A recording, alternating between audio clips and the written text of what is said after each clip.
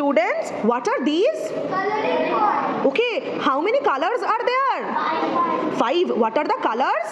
Blue, purple, yellow, red, green. How many total coins are here? 50. Okay. And how many purple color coins are here? 10 purple color coins are here. Okay, perfect. What did you do here? What is it? Once more. Equally distribution. And what did you learn here by equal distribution? Division. What is it called? Division. Very good. What are these, students? Dice. Dice. Okay. How many total number of dice are present? 8. Okay. How many colors are there? 4. Can you show what are the colors? Blue, green, orange, yellow. Okay. How many yellow colors dice are there? 2. Okay. What did you do here?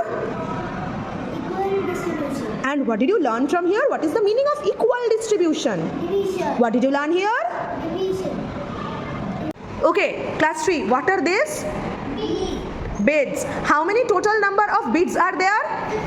Okay. And how many colors you can see? 1, 2, 3, 4, 5, 6, 7, 8, 9, 10. Very good. 10 colors are there. In one color, how many beads are there?